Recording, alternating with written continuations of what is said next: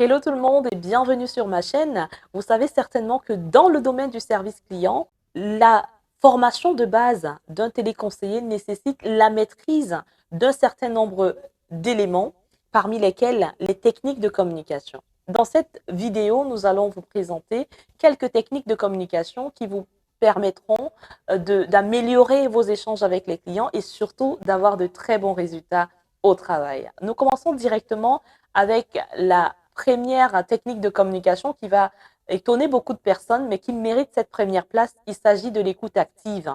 Oui, l'écoute active. Pourquoi? Simplement parce que c'est très important de prêter une attention complète et totale aux besoins et aux préoccupations du client. Imaginez-vous un instant, vous êtes malade, vous vous rendez chez le médecin et vous présentez, vous parlez de votre maladie, les symptômes au médecin et qui n'est pas prêté attention à ce que vous êtes en train de dire. Est-ce que vous imaginez l'impact de ce que ça peut faire sur le traitement qu'il va vous communiquer ou alors qu'il va vous prescrire? Parce que si vous a prescrit des examens, d'abord dans un premier temps, là c'est encore, vous avez encore de la chance parce que en ramenant les résultats de ces examens, ça fera en sorte que il pourra se rendre compte de qu'il aurait faussé au niveau du diagnostic. Mais si, imaginez-vous un instant, il n'a pas vraiment prêté attention, et il a simplement prescrit des médicaments. Est-ce que vous savez l'impact que ces médicaments, s'ils n'étaient pas appropriés à vos différents symptômes parce qu'il n'a pas prêté attention, est-ce que vous savez l'impact que ça peut avoir sur votre santé? Certainement pas un très bel impact. Donc, il est très important de prêter attention à ce que les autres disent lors d'une communication. C'est le cas des clients, tout comme les téléconseillers également. Parce que, de fois, le téléconseiller, il est en train de vous expliquer le process ou bien il est en train de vous expliquer la démarche à suivre afin de pouvoir trouver une solution à votre préoccupation. Mais vous, vous êtes tellement en colère que vous ne prenez pas la peine d'écouter ce que le téléconseiller est en train de vous dire. De l'autre côté également, le téléconseiller, il est tellement braqué sur sa posture de vouloir expliquer les procédures et de vouloir suivre les recommandations de l'entreprise qu'il est aveuglé et n'arrive pas à prêter attention à ce que le client est en train de dire qui pourrait débloquer facilement la situation. Alors, on va parler également de la deuxième technique de communication. La deuxième technique de communication qui est aussi on va dire, une qualité d'un bon téléconseiller dont je parle dans plusieurs de mes vidéos, il s'agit de l'empathie, qui est considérée ici justement comme technique de communication. Il est très important de comprendre et reconnaître les émotions du client et y répondre de manière appropriée. Le dernier groupe de mots est très important, y répondre de manière appropriée. Ça, c'est vraiment la clé de l'empathie. Répondre de manière appropriée. Parce que généralement, on vous pose des problèmes et la manière par laquelle vous allez répondre peut can break or make the conversation.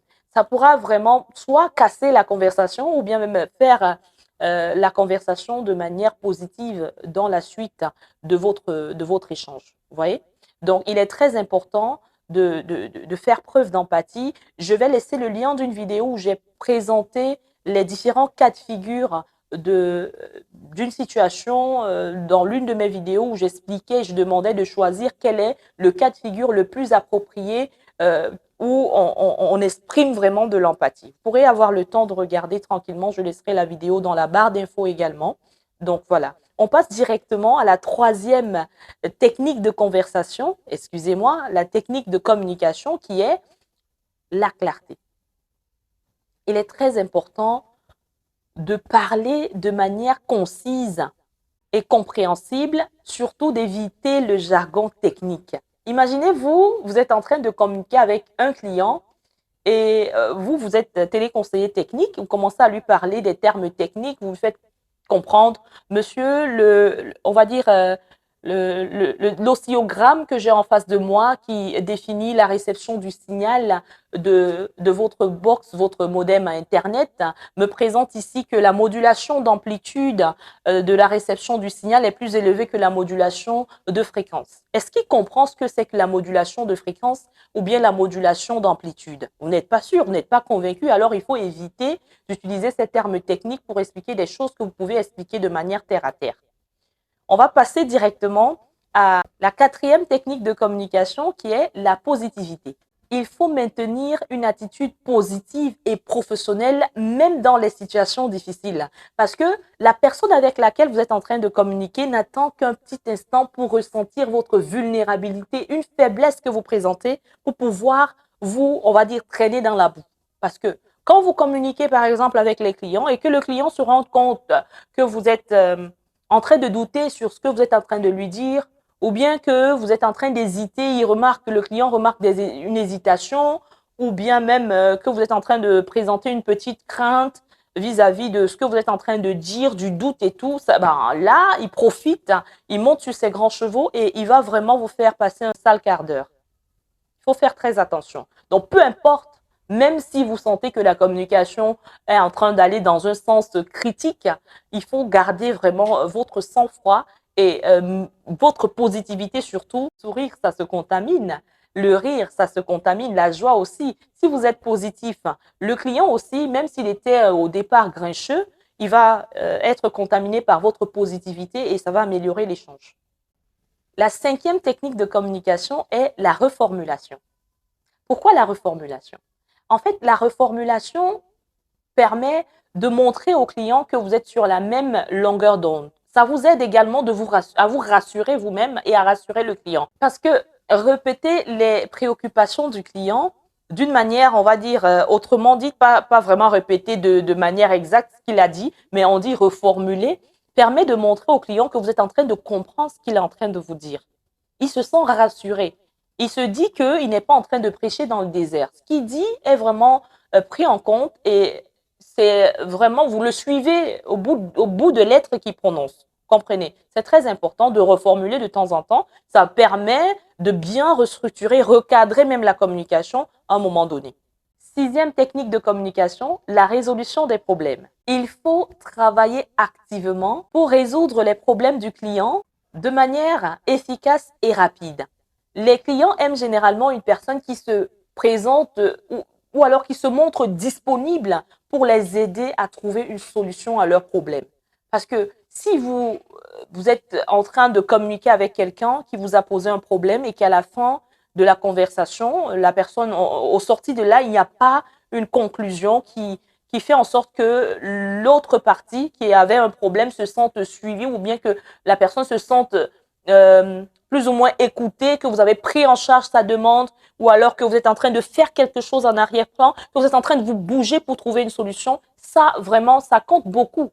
Il faut faire très attention, montrer toujours que vous êtes en train de faire quelque chose pour pouvoir trouver une solution au problème ou alors à la préoccupation du client. Enfin, 7e technique de communication, il s'agit du suivi. Il faut assurer un suivi approprié pour s'assurer que les besoins du client ont été pleinement satisfaits. C'est comme vous n'avez pas terminé le traitement de la demande du client. Il fallait, par exemple, effectuer certaines manipulations à la maison, on va dire peut-être débrancher la box Internet.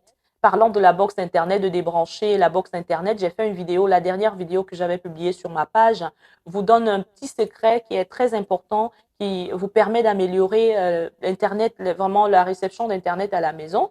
Il faudra regarder cette vidéo, je vous invite vraiment, elle est très, très instructive et elle va vraiment changer la vie de beaucoup de personnes dans le sens d'Internet. Pour les personnes qui utilisent Internet au quotidien, c'est très important.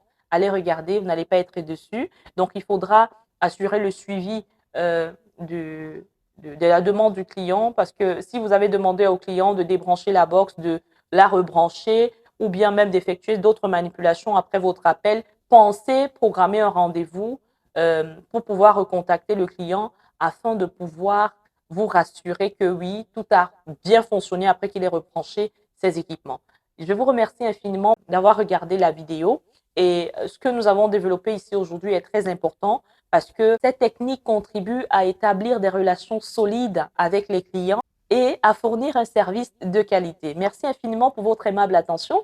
Si la vidéo vous a plu, n'hésitez pas de la liker, de partager, surtout si vous n'êtes pas encore abonné à ma chaîne. Je vous invite à le faire. C'est votre manière également de me soutenir et de m'encourager à faire d'autres vidéos.